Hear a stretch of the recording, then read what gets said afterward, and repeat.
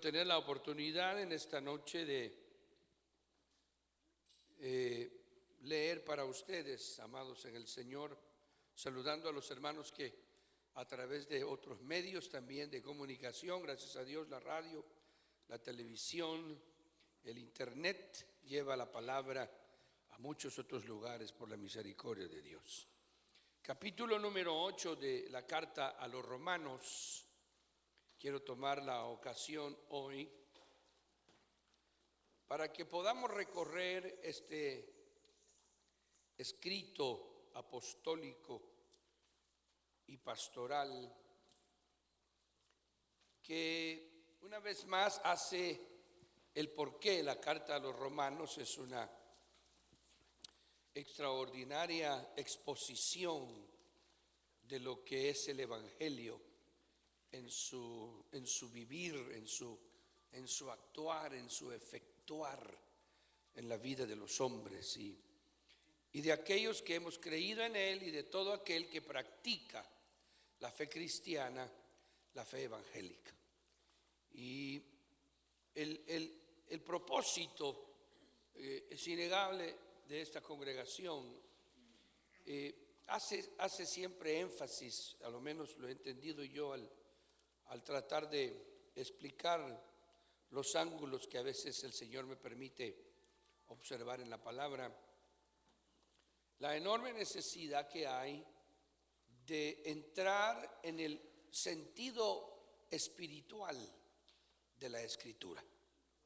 Tiene un sentido teológico, tiene un sentido extraordinariamente interesante, llamémosle así, la Escritura. Y hace que las mentes que no tienen vida espiritual, pues también sientan atracción por las realidades que este libro es para el mundo de hoy. Es un libro extraordinariamente interesante, tiene aspectos proféticos y aspectos relativos al desarrollo de la vida humana, que es lo que se conoce como la cristianización del ser humano. Y de acuerdo a la historia, y hoy más que nunca ante el desarrollo de los acontecimientos a veces terroríficos y horrorosos del terrorismo mundial,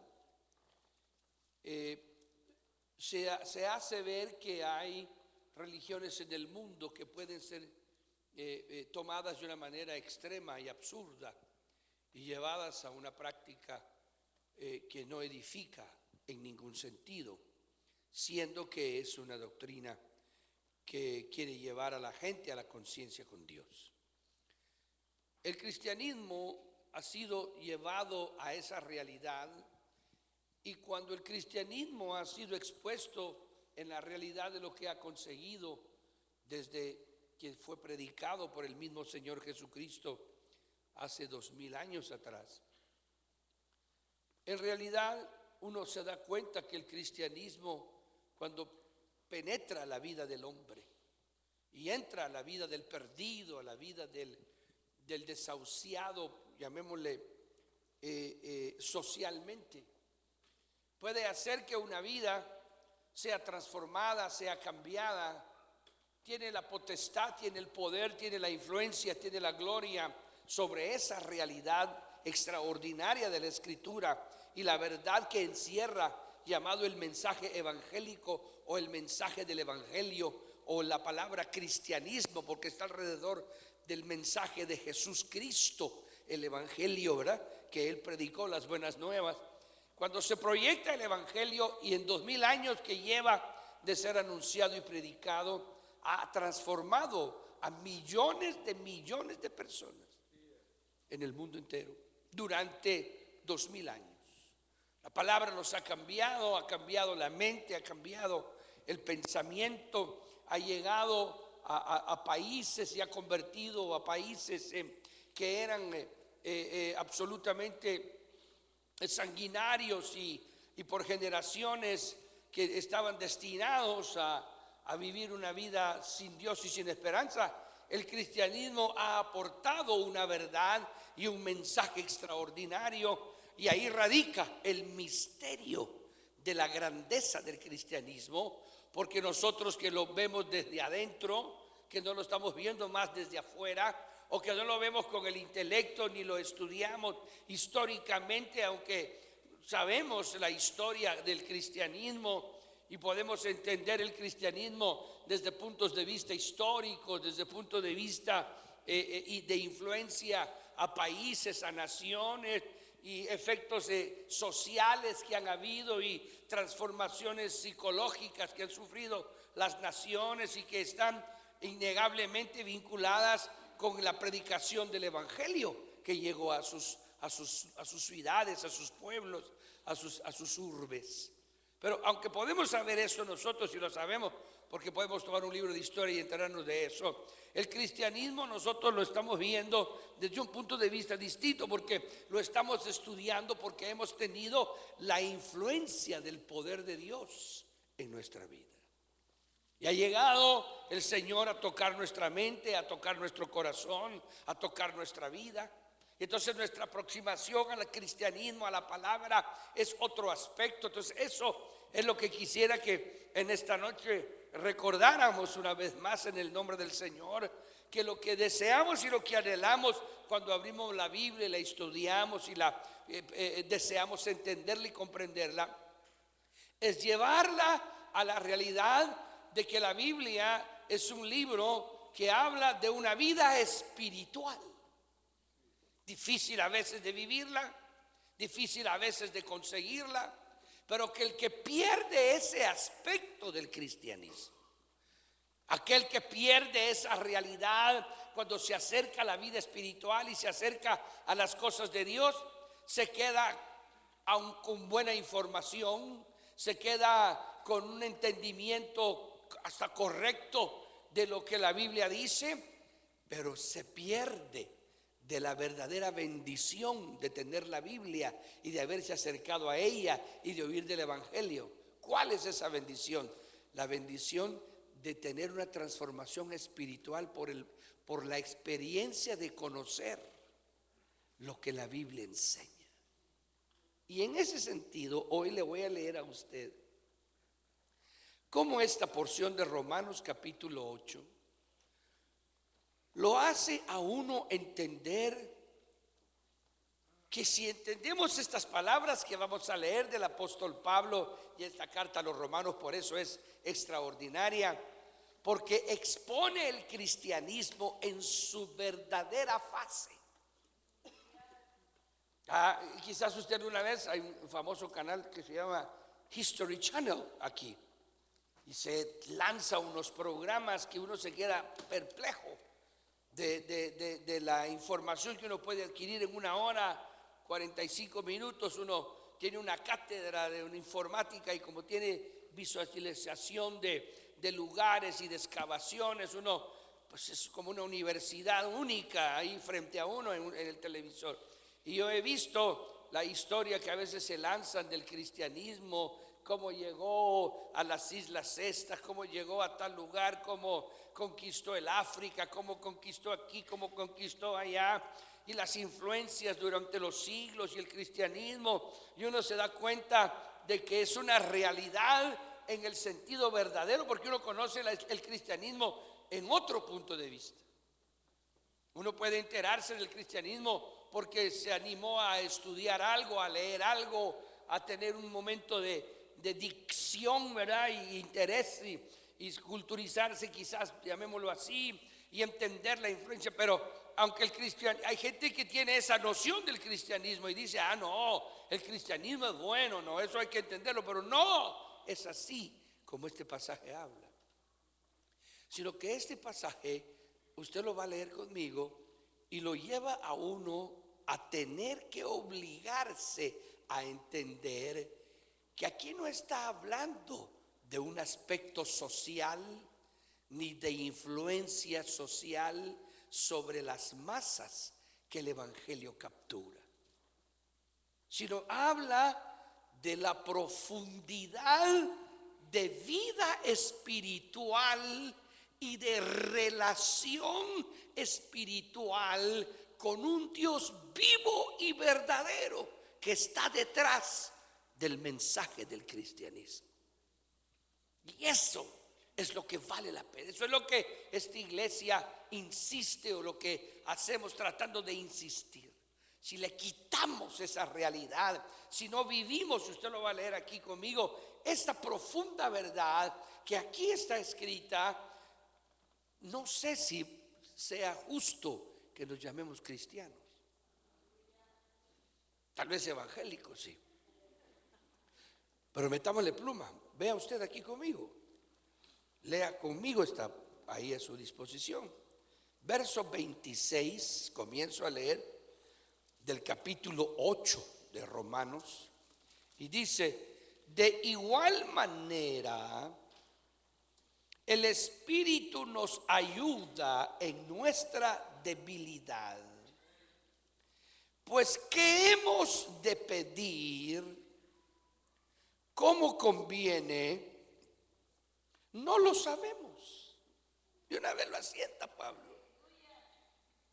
Pero el Espíritu mismo intercede por nosotros con gemidos indecibles. Ahí ya se entra a un terreno raro.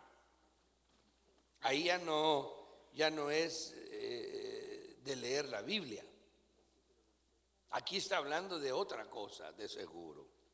Porque está hablando de que cuando uno practica esta clase de cristianismo, puede hacer que tu cuerpo pronuncie gemidos indecibles.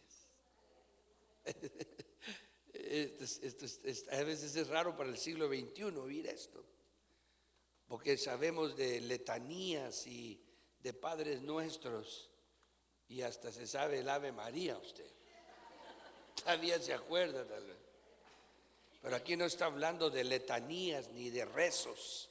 Aquí está hablando de una comunicación verdadera con el Rey de Reyes y su Espíritu maravilloso. Mas el que escudriña los corazones sabe cuál es la intención del Espíritu. Entonces es un Dios vivo. Démosle palmas al Señor, porque eso lo dice aquí. Entonces Dios no está muerto. Aleluya. Nosotros tal vez sí parecemos muertos, pero Dios, démosle palmas al Señor.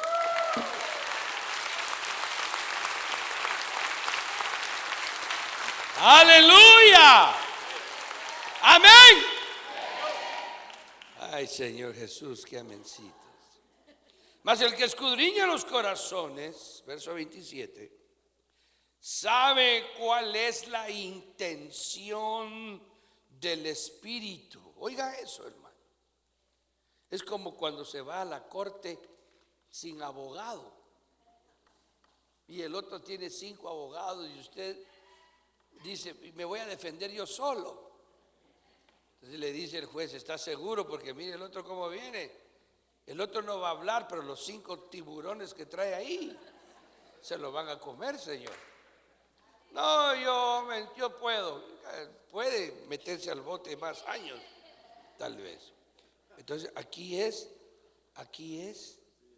plática de abogado entre abogado. Eso es lo que dice aquí. Esto es aquí, porque de una vez dice que usted y yo no sabemos pedir.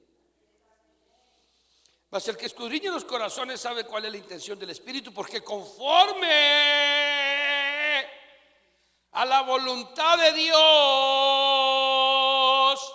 intercede por nosotros. Esto es fundamental que lo comentemos más adelante. Y sabemos que los que aman a Dios, ahora se traslada a un mundo más profundo todavía. Por si usted cree que está aquí de casualidad, y si cree usted que usted vino porque alguien le trajo, qué esperanzas. Aquí Dios lo metió aquí adentro. Eso téngalo por seguro. Dios lo trajo aquí esta noche. No sé si va a venir mañana, pero hoy sí lo trajo. Y sabemos que a los que aman a Dios, todas las cosas les ayudan a bien. Esto es, a los que conforme a su propósito son llamados. Porque a los que antes conoció, también los predestinó para que fuesen hechos, qué barbaridad, conforme a la imagen de Dios. Qué barbaridad, esto es demasiado grande el evangelio. Para que Él sea el primogénito entre muchos hermanos. Él es nuestro hermano también. Qué belleza esto. Y a los que predestinó, esa palabra es bien fuerte ahí. Esa palabra predestinación es bien fuerte ahí. Teológicamente hablando o bíblicamente hablando, predestinar significa que lo pongan en un lugar antes de que llegue. Dice, usted llega y ya está su nombre ahí, su dirección, donde vive, y ni usted se sabe la dirección, pero el que lo invitó ahí puso la dirección. Eso es predestinar. Sentirse predestinado. Oh, qué belleza. Qué sentimiento es. Eso viene por comunión. Y a los que predestinó, a estos también llamó. Y a los que llamó, a estos también justificó. O sea que estos son sentimientos. Sentirse predestinado, sentirse llamado, sentirse justificado. Y sentirse que uno va a ser glorificado. Por eso dice al final, ¿qué pues diremos a esto? Si Dios es por nosotros, ¿quién contra nosotros? Amén. Bueno, vayamos a esta materia en unos minutos, hermano. Pero quiero que me ayude, por favor, poniéndome su atención. Si usted pone su celular en silencio y todo para que no haya interrupción, se lo suplico en el nombre del Señor. Esta porción, le decía, de la carta a los romanos vuelve una vez más a resaltar la importancia de estudiar la carta a los romanos bien concienzudamente, por lo menos una vez al año en la vida de cada cristiano. Cada creyente debería de estudiar la carta a los romanos por lo menos una vez al año, para que pudiera comprender y entender y penetrarse y quedar completamente compenetrada su mente y su corazón a las extraordinarias verdades, revelaciones en algunos aspectos de lo que el apóstol Pablo entendió que se conseguía a través de la enseñanza de la persona de Jesucristo como el Cristo Mesías de Israel. Yo quiero que usted sepa conmigo en esta noche que estas verdades que están aquí, no voy a jamás a cansarme y hasta que muera, y si puedo dejar algo para que siempre haya alguien que predique la palabra en cierto aspecto y sea controlada la situación. El apóstol Pedro me llamó la atención que así dice: porque no me es a mí molesto escribiros de las mismas cosas, y es más, voy a asegurarme para que aún después de mi partida siempre haya alguien que les recuerde estas verdades que fueron ciertísimas entre nosotros. Démosle palmas al Señor.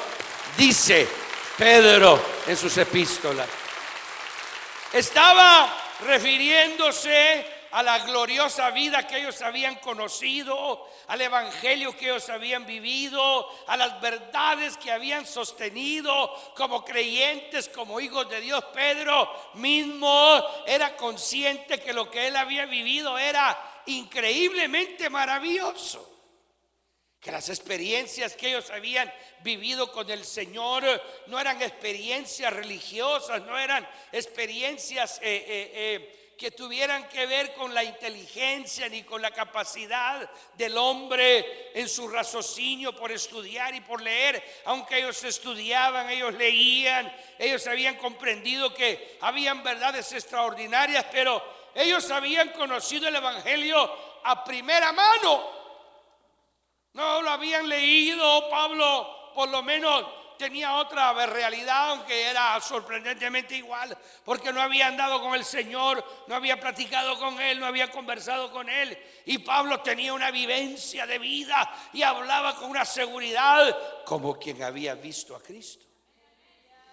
Entonces eso, los apóstoles fueron a verlo y dijeron: es innegable, este tipo tiene una experiencia verdadera, este hombre ha llegado a conocer a ese Cristo y ahora está disertando hasta de la Santa Cena, habla hasta cuando el Señor y él no estuvo ahí, cuando partió el pan, cuando repartió la copa, todo lo que dijo, todo lo que habló, y ahora habla de la resurrección de los muertos y habla de la venida del Señor y habla que el Señor le dijo esto, y es un experto, lo superaba en eso. Era un experto en el Antiguo Testamento y el tipo es un escriba, un fariseo, tiene un conocimiento de la palabra tan tremendo que su conocimiento escritural nos ha dejado convencidos de que ese hombre, aunque no conoció a Cristo en vida, es un apóstol igual que nosotros, solo que de otra clase, porque ellos sabían que se llamaban apóstoles. Nosotros le llamamos del Cordero para distinguirlos, porque nadie podía ser como ellos. Les he dicho otras veces, porque para ser apóstol del Cordero había que haber visto a Jesús bautizado en agua por el Bautista en el Jordán. Ya con eso excluía a miles. Tenían que haber caminado con él los 3 años y medio. Tenían que haberlo visto morir en la cruz del Calvario. Tenían que haberlo visto resucitado de los muertos. Entonces, en ese sentido, Pablo, cuando está hablando de estas verdades que están aquí, lo deja uno también años después, 2000 años después, 2016 años después que estamos leyendo estas cosas. Nos quedamos atónitos al darnos cuenta de que Pablo está hablando de una vida de comunión, llamémosle así, que no tiene nada que ver con las oraciones gachas que usted y yo hacemos.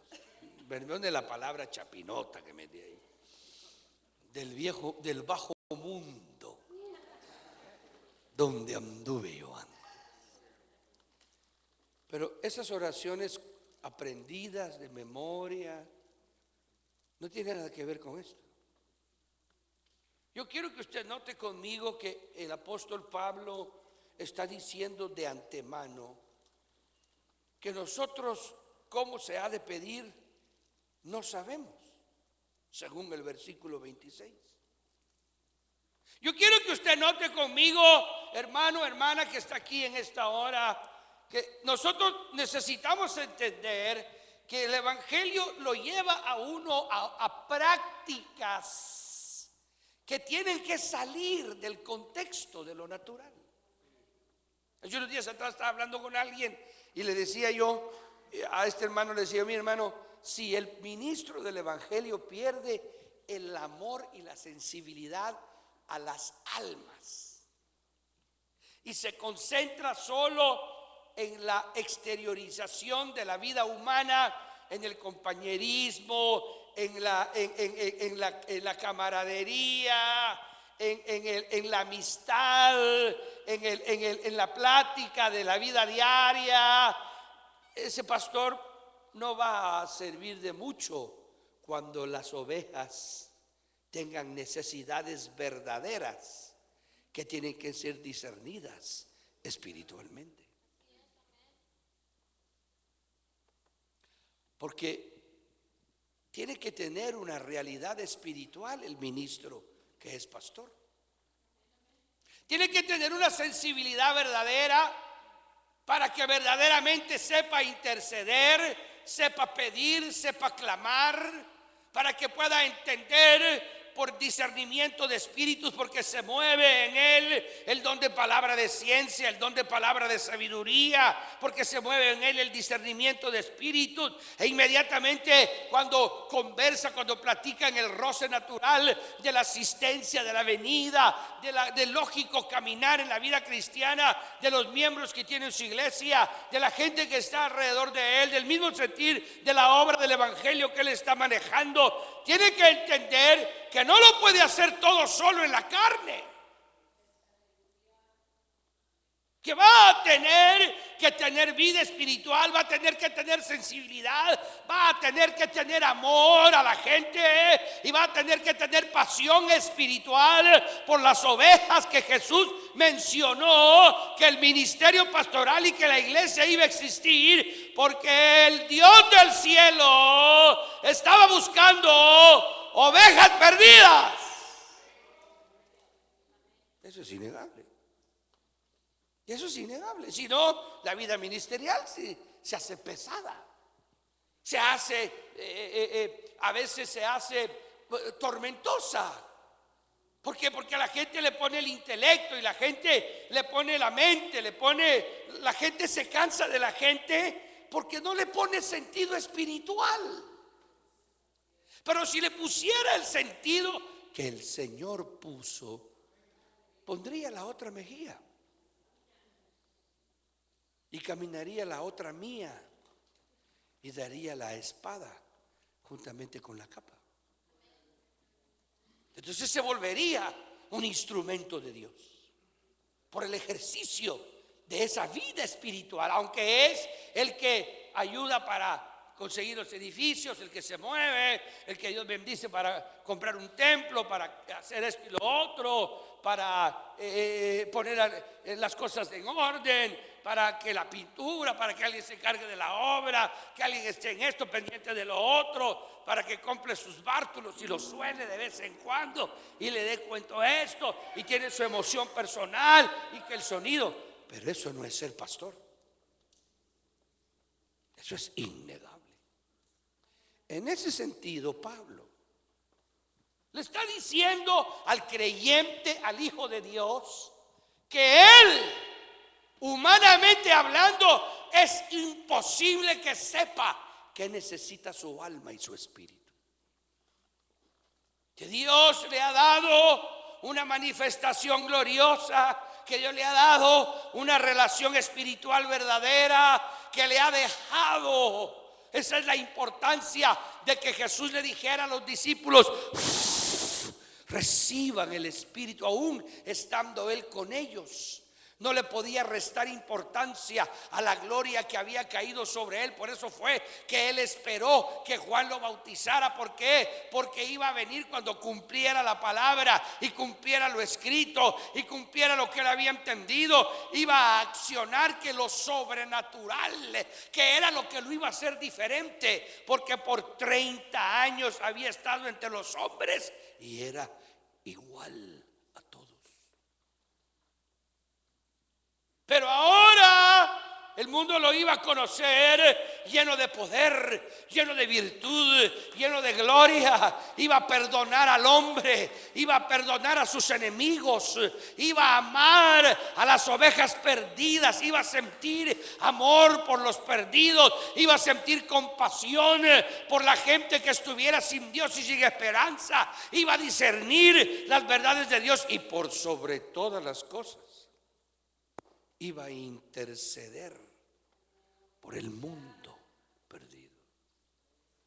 Si eso no existe, hermanos, en la comunión diaria de nosotros, si es cierto que tenemos una mente inspirada por Dios y dada por Dios y la palabra nos fascina y podemos aprender de la escritura y podemos aprender de la práctica cristiana y podemos hacer que nuestros dones sean puestos en manos del evangelio y del Señor y podemos servir al Señor en áreas exquisitas y verdaderas, pero aún en nuestro servicio, aún en la forma en la que habremos de ejecutar la obra para el Señor, vamos a tener necesidad de que el Espíritu Santo nos diga cómo, cuándo y dónde. Eso es innegable.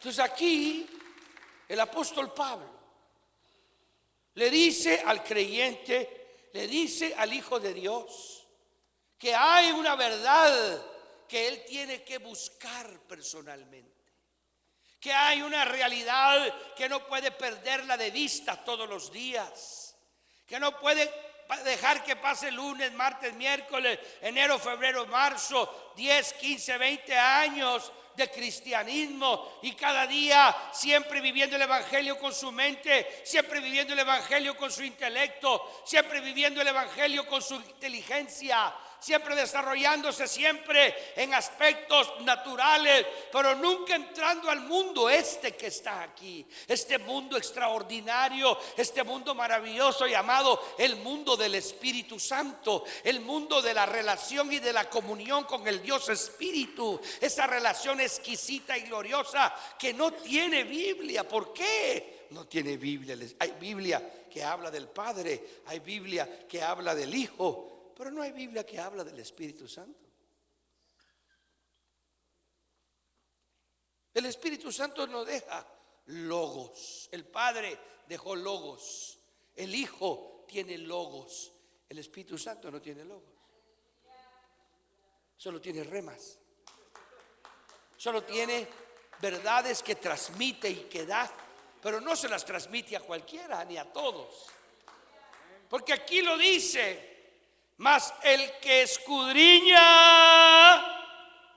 bueno, dice el verso 26, y de igual manera el Espíritu nos ayuda en nuestra debilidad, pues qué hemos de pedir como conviene no lo sabemos, pero el Espíritu mismo intercede por nosotros con gemidos indecibles. Ahí está entrando ya el apóstol Pablo en lo que significa la comunión con el Espíritu. Cuando uno entra a entender y a buscar esa intimidad, en la misma intimidad de la vida personal de cada uno, en esa misma intimidad que usted conoce, que se llama la alcoba. Esa es su intimidad. Usted vive su intimidad en la alcoba, usted vive su intimidad en la sala de su casa, usted vive la intimidad en un cuarto de su casa. Ahí es donde usted es quien es en la intimidad, y nadie lo conoce en la intimidad sino aquellos que comparten con usted la intimidad de ellos, y usted les hace ver la intimidad que usted tiene.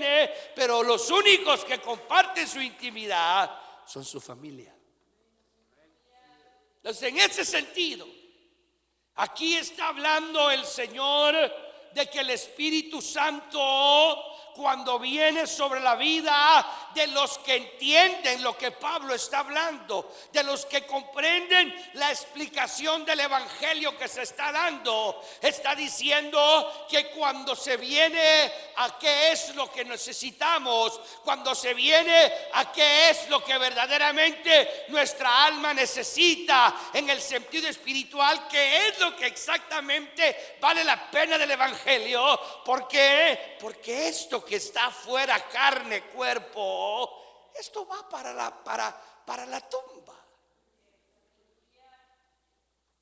Pero el Señor le enseñó, por ejemplo, a los discípulos una verdad que él vivía, una verdad que ellos tenían que haberle entendido después cuando entendieron el evangelio general, cuando les dijo: no temáis al que mate el cuerpo. Y luego vieron que les decía: no se preocupen por el vestir y por el qué comer, no se preocupen por el mañana. ¿Por qué? Porque vuestro Padre Celestial, oiga qué nivel el que les está enseñando, oiga qué nivel el que está influenciando para que ellos lo lleguen a entender, lo lleguen a comprender, para que hagan de la vida que ahora dicen que Cristo es, ahora que ellos lo vieron hacer milagros, ahora que lo vieron hacer maravillas, ahora que lo vieron con la pesca milagrosa, ahora que vieron sanar a la suegra de Pedro, ahora que vieron la transformación en el monte de la transfiguración, ahora que estos hombres saben que él fue el que venía andando en el mar y que él fue el que calmó el mar y la tempestad, ahora que saben eso, les dice: ahora de balde me conocerían con esta gloria si no tienen vida íntima conmigo. De balde. Eso es lo que les está diciendo.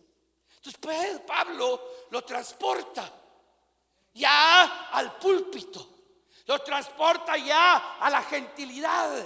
Esas intimidades que leemos en los evangelios es lo que ahora Pablo transporta en la carta a los romanos, y viene y nos tira y nos lanza el reto y nos dice, en lo que se refiere a la vida espiritual, ustedes y yo no sabemos, dice Pablo, qué pedir.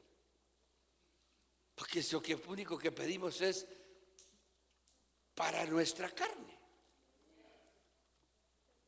El creyente tiene que darse cuenta, el Hijo de Dios, aunque viva en el siglo que viva,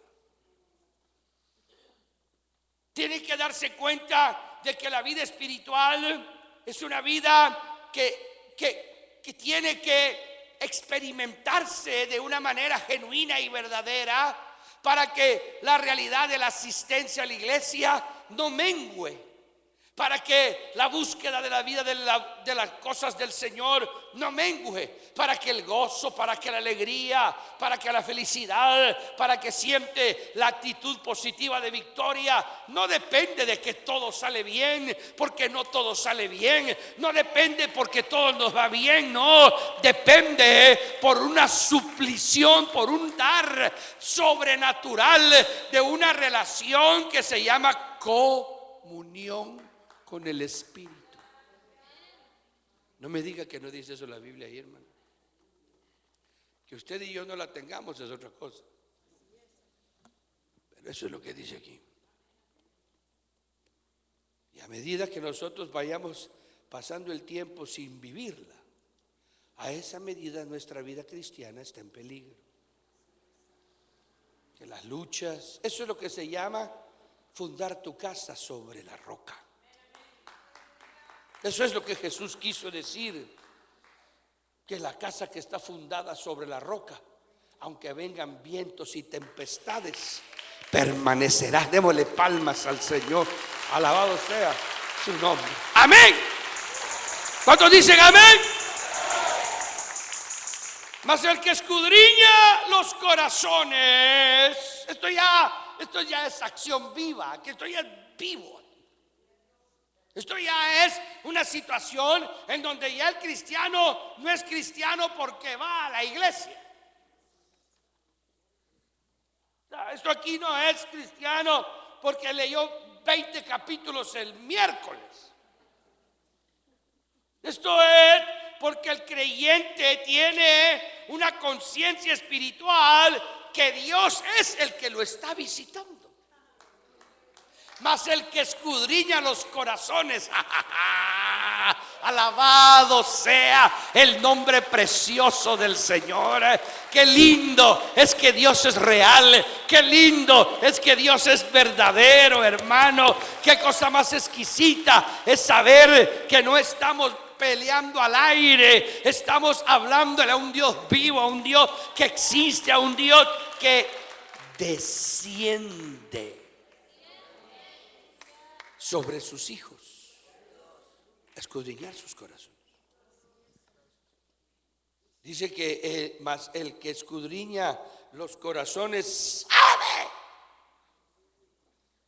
cuál es la intención del Espíritu. Está hablando del Espíritu Santo, porque conforme a la voluntad de Dios intercede.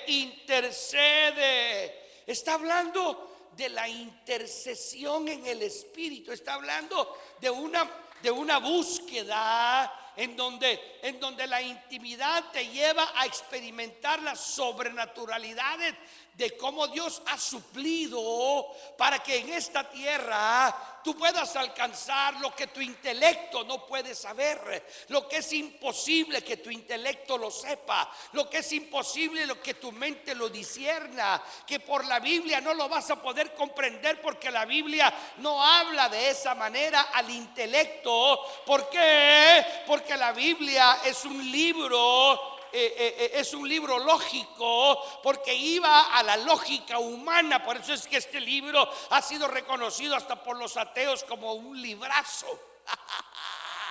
Hasta los ateos tienen que decir: qué linda es la Biblia. Démosle palmas al Señor, porque este libro es sorprendentemente lógico, ¿eh? Tiene verdades que llegan a la mente de los hombres, pero no salva el conocimiento de la Biblia. Porque si eso fuera cierto, la Biblia no diría que los demonios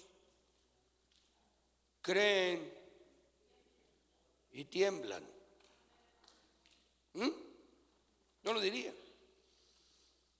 Entonces usted tiene que entender que aquí está hablando de una realidad que ya ni tu mente lo discute porque está dentro de ti. Tu mente ya no lo discute porque ya tu mente tú la dominas. Y tu mente carnal tú la gobiernas. Y esa mente se queda perpleja, pero tu alma y tu espíritu gozan, disfrutan, llegan a experimentar verdades gloriosas, llegan a creer, y ahí es la vida del espíritu. Eso es lo que la Biblia llama la vida del espíritu. Ahí es en donde Dios suplió de una manera tan sobrenatural. Hermano, se lo digo con toda mi alma. Mire, ojalá que esto no se le quede nada más en la mente, porque sería lastimoso. Ahí es donde el Espíritu, la experiencia que dio a los de Pentecostés, es interesante eso, porque la experiencia de la venida del Espíritu Santo dejó una manifestación que sale por el físico del hombre. Eso es asombroso. La experiencia de la venida del Espíritu Santo se convierte en hablar lenguas desconocidas. Esto es algo que quizás valdría la pena que usted lo analizara. No sé cómo le llaman eso en inglés. Perdón, los psicólogos, porque ya tienen una explicación para eso. Se me olvidó porque como a mí me llevaron con un psicólogo cuando me bautizó el Espíritu Santo,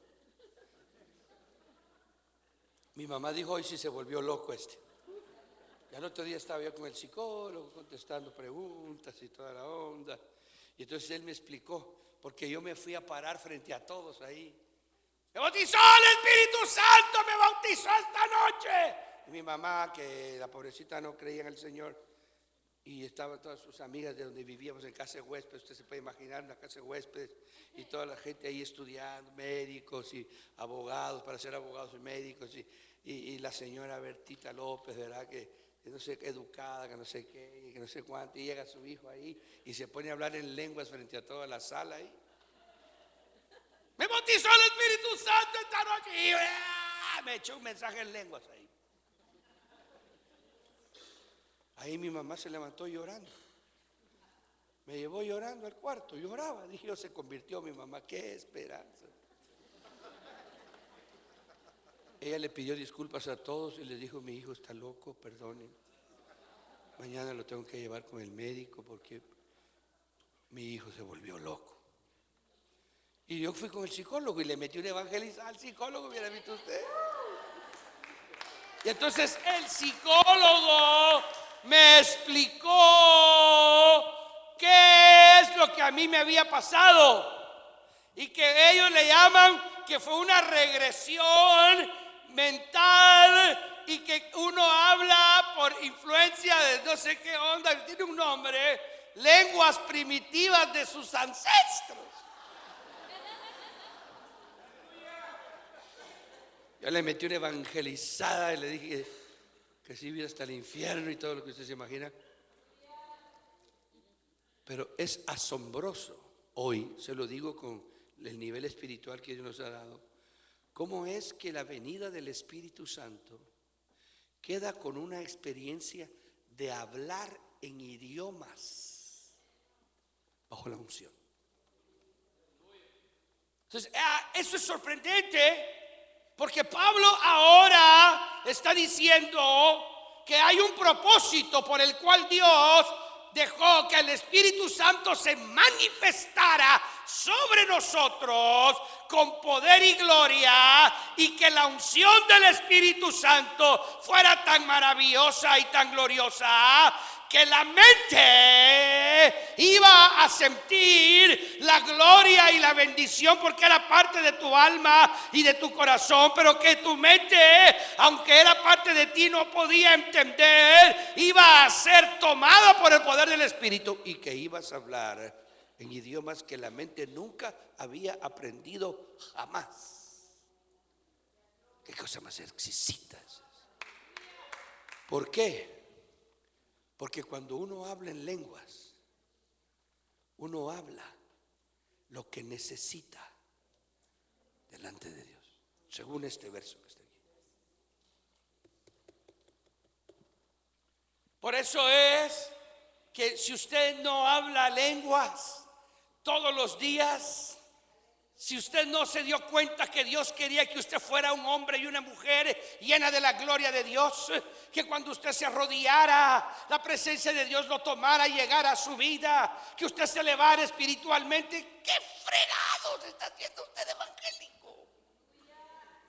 ¿Cómo usted se puede llamar Pentecostés y se puede usted llamar que usted cree en el bautismo del Espíritu Santo si usted no tiene esas experiencias? Si usted no es una persona que por lo menos una vez al mes usted está orando y de repente baja la unción y empieza usted a hablar en lenguas, y ahí lo extraordinario es que esos son niveles de sumisión, son niveles de entrega, son niveles espirituales, son presencias exquisitas, porque este versículo dice que cuando uno entra en esa realidad puede comenzar a emitir gemidos. Oh, hermano de mi alma. Mire, no, permítanme. No me diga que eso no es lo que dice aquí, por favor. Eso dice aquí. Que usted no lo viva, eso no hace que la Biblia no lo diga. Voy terminando. Porque conforme a la voluntad de Dios, dice el verso 27, intercede. ¿Quién intercede? El Espíritu Santo. Porque conforme a la voluntad de Dios, intercede por los santos. Oh, amados en el Señor, eso es lo que enseña la Biblia, eso es lo que la palabra de Dios enseña. Yo sé que es difícil, yo sé que cuesta, yo sé que tal vez usted no lo pueda llevar a la práctica de una manera rápida, pero si usted anhela, si usted lo entiende hoy, si usted lo logra comprender, si usted logra entender, como cuando le preguntaron al Señor, Él preguntó: ¿quién dice la gente que yo soy? Y el Señor oyó que aquellos hicieron con la mente. Bueno, dicen que eres Elías, otros dicen que eres Juan el Bautista resucitado.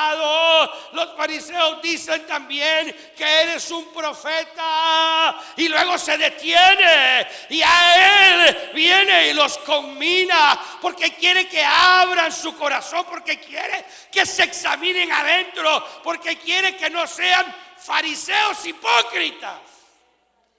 Les dice: y ustedes que han visto mi vida, que me conocen, ¿quién cree que soy? Y Pedro se lanza la respuesta, pero del millón.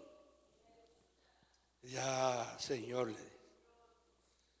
nosotros hemos creído, nosotros sabemos.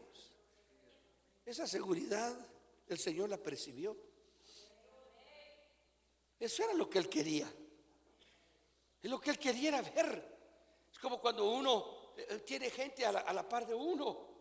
Bueno, lo que tiene que ver es si esa gente conoce eso. Si no, ¿para qué fregados los quiere ahí? ¿Para qué quiere usted intelecto? ¿Para qué quiere usted? Es que yo soy muy inteligente. Ay, Dios mío, hermano. Yo sí, yo puedo, hermano. Mire, yo me sé aritmética, yo me sé de química, de ciencia. ¿Qué importa? Eso no sirve para nada. En esta movida, esto es asunto del Espíritu Santo, del Dios del cielo, en nuestra alma, en nuestro corazón. Por eso es de que uno tiene que tener cuidado cuando juzga a las personas. ¿Por qué? Porque el Espíritu Santo mora en vasos hechos de barro. No podemos esperar perfección de los hombres, ni siquiera en su relación personal.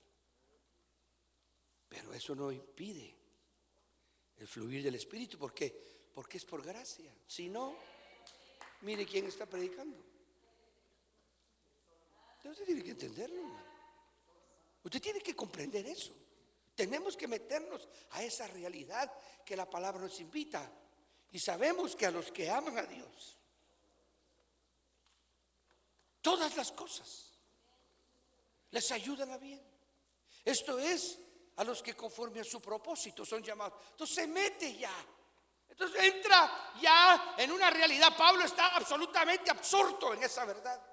Pablo está totalmente tomado por la gloria que él ha entendido y comprendido. Aquí no tiene que ver el judaísmo, aquí no tiene que ver la ley de Moisés, aquí no tiene que ver los ritos, aquí no tiene que ver la ceremonia. Aquí Pablo ya no es el fariseo, aquí Pablo ya no es el escriba, ya no es el estudioso del perfecto de la ley de Moisés. No, ahí es el que conoce la gracia, el que conoce el poder de Dios, el que conoce la misericordia, el que está empapado del Espíritu Santo, el que sabe con sinceridad que humanamente hablando, aún los más rectos fariseos, él los conoció que son basura, como él mismo dice: yo era basura, pero él tuvo misericordia y se reveló a mí. Entonces Pablo en ese aspecto dice: ahora tenemos que entender que esa gloria es nuestra. ¿Por qué? Porque nosotros no comenzamos en el vientre de nuestra madre.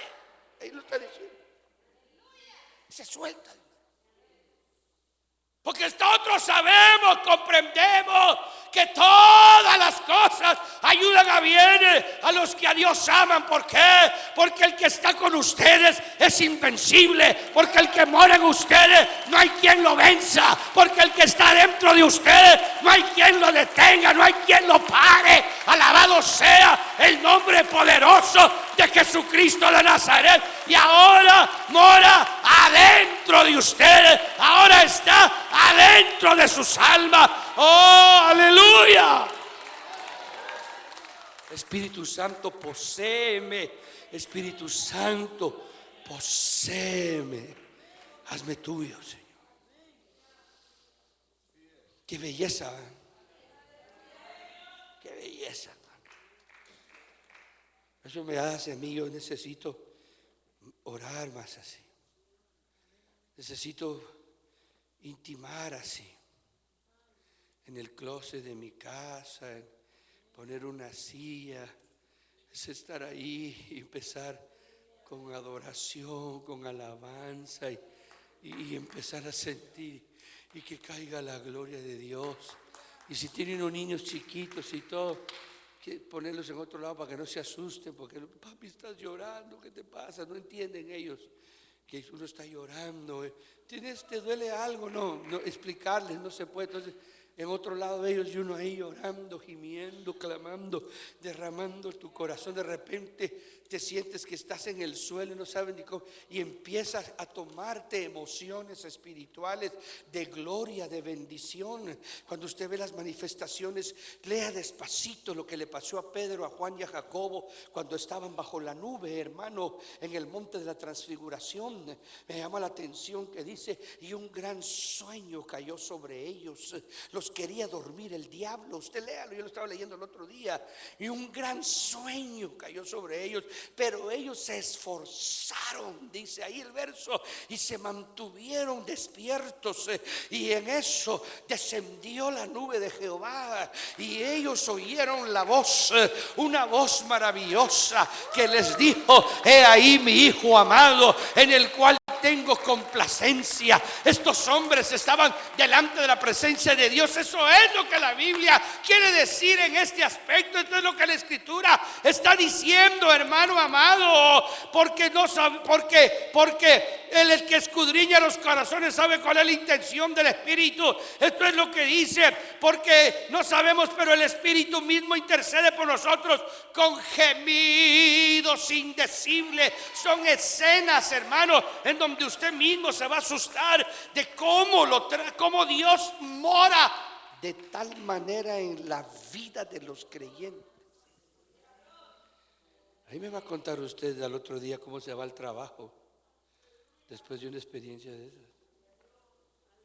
Ahí me va a contar usted si la negatividad de que usted cree que no va a conseguir trabajo no se le quita. Vaya si no. Porque los que antes conoció, también los predestinó. Qué belleza. Porque ahora les está diciendo a los hombres que lo están oyendo: nosotros tenemos que entender que esto que estamos haciendo, nacimos para esto. ¡Oh, qué belleza! ¡Qué aspecto más glorioso del Evangelio! ¡Qué verdad más eterna, más bendita! Cristo tuvo que haber pensado en eso. Cristo tuvo que haber entendido eso. Si no, no hubiera agarrado fuerza, no hubiera tenido valor de ir a la cruz del Calvario, no hubiera podido soportar lo que sucedió en el monte, hermano, en el Getsemaní. Los sufrimientos, los pensamientos, el odio, el rencor, el miedo, el temor, no lo hubiera soportado si no hubiera tenido la gloria del Espíritu Santo sobre él, para que fuésemos hechos conforme a la imagen de su Hijo, para que Él sea el primogénito entre muchos hermanos. Aleluya. Oh, démosle palmas al Señor. Bendito tu nombre, bendito tu nombre, bendito tu nombre.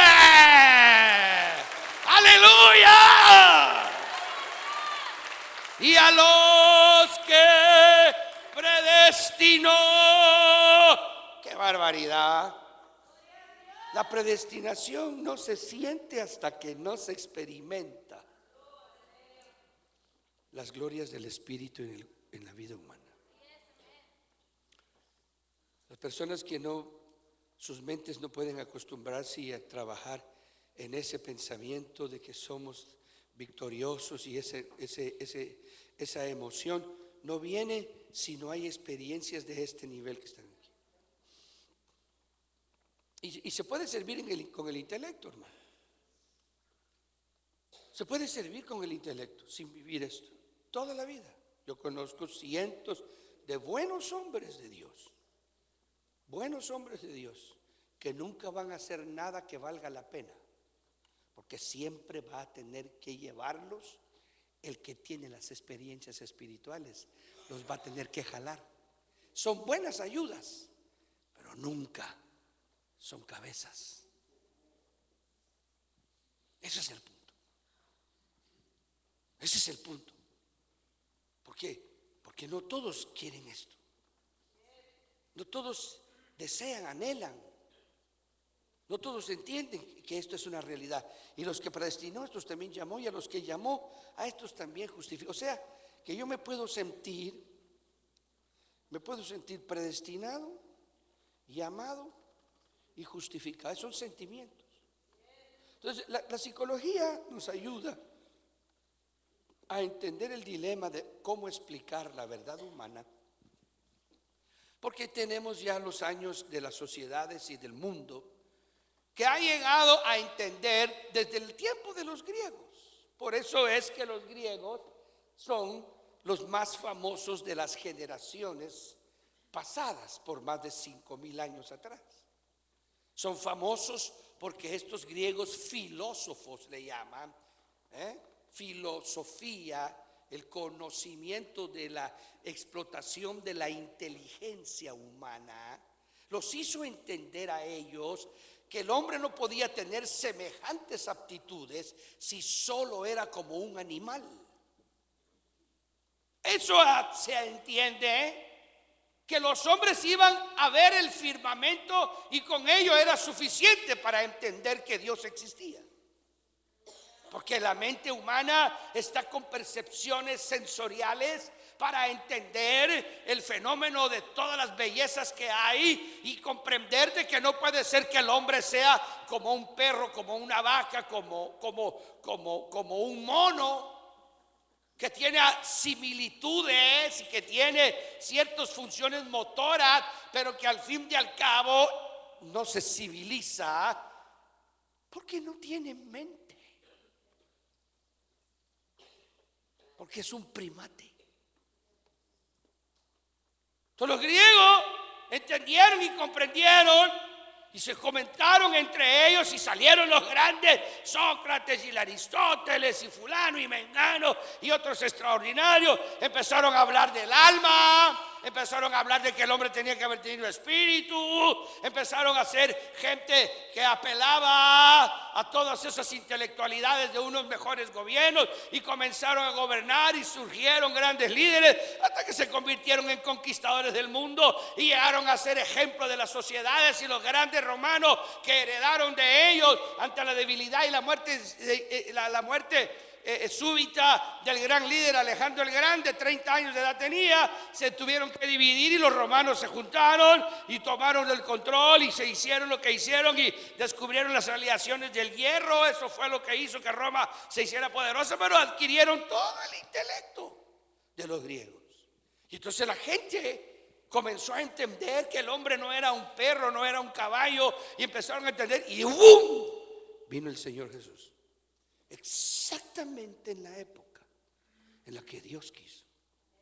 Entonces le dio al pensamiento griego, le dio razón de ser como humanos, pero les corrigió los errores diabólicos que sus religiones falsas a través de demonios y espíritus de mentira les había enseñado en sus templos. Entonces el cristianismo le dio una razón verdadera y el Cristo de la gloria habló y vivió una vida espiritual. Y Pablo ahora evoca esa realidad y lo pone hoy, y eso obedece a la verdad gloriosa de que el espíritu del hombre ha sido creado antes que su cuerpo, y que en el secreto de Dios nosotros fuimos predestinados para estar en Cristo Jesús, Señor nuestro. Oh, entonces la psicología nos ayuda en ese sentido, porque nos dice que no cabe duda que el hombre necesita pensamientos positivos, que el hombre necesita que su mente sea positiva para ayudarlo en la vida, para que no se suicide, para que no crea que no sirve para nada, para que no se abandonen las drogas, para que no se abandone el alcohol, para que no lo capture la vida miserable. Eso solo Cristo lo perfecciona. Démosle palmas al Señor, porque eso es una verdad. Y a los que predestinó, a estos también llamó. ¿Ya te llamaron? ¿Ya te llamaron? ¿O te están llamando? ¿Ya te llamaron? ¿Ya te llamaron? Démosle palmas al Señor. ¡Aleluya! ¡Aleluya! Por eso estamos aquí, porque nos llamaron, nos llamaron, nos llamaron. Y entonces a los que llamó, también justificó. Qué sensación esa de sentirse uno salvo, victorioso, lavado con la sangre bendita del Cordero de Dios. Y a los que justificó, también glorificó. Ya estamos glorificados en Cristo. Por eso usted actúe en victoria. ¿Por qué? Porque es suya en el nombre poderoso. Entonces Pablo concluye: ¿qué pues diremos a esto? Hermano, ¿qué podemos decir a esta gloria? ¿Qué podemos decir a esta revelación verdadera? ¿Qué podemos decir? Esto no es una secta, esto no es una religión, esto no es un cultito, esto es el llamado de Dios a tu vida y a la mía, la presencia del Señor metida en nuestra alma y en nuestro corazón. Así que si Dios es por nosotros, ¿qué van a hacer? No, este es el evangelio que Pablo entendió que Cristo predicó. Por eso fue a la cruz, porque confiaba que iba a ser resucitado. Y tú estás aquí porque sabes que Dios te sacará en victoria. Ponte de pie en esta noche en el nombre del Señor. Vamos a darle gracias a Dios, hermano. Oh, aleluya. Aleluya, aleluya, aleluya. Gloria a Jesús. Cada mañana al despertar y por la noche al descansar, agradezco tus bondades a mi vida por todo lo que me permites disfrutar. Dele gracias a Dios. Levante su corazón al Señor, hermano, hermana. Aleluya, aleluya, aleluya. Ya nos vamos a casa. Levante sus manos al Señor. Dele gracias, dele gracias, dele gracias. Aleluya. Cada mañana al despertar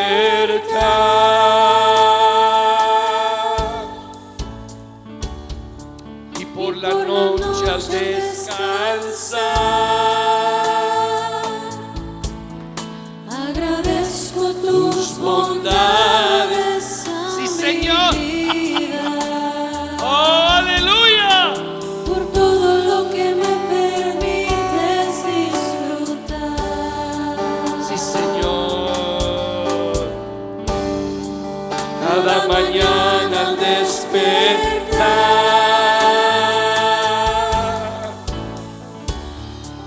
y por la noche al descansar, agradezco tus bondades a mi vida. Sí, Señor. Por todo lo que me permites disfrutar.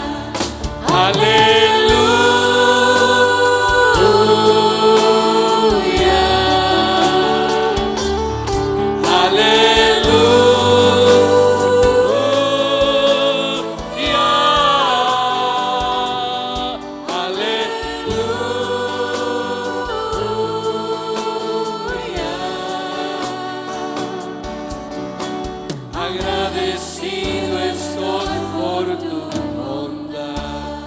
Aleluya.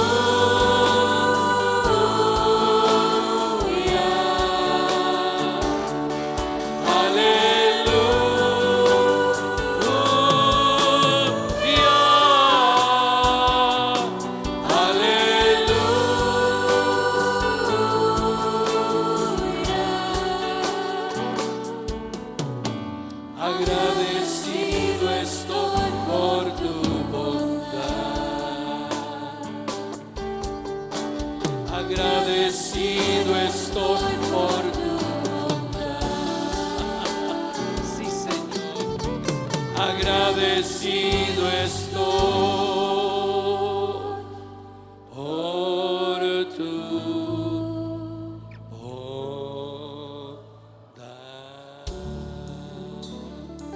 Levante sus manos al Señor y vamos al descanso en esta noche.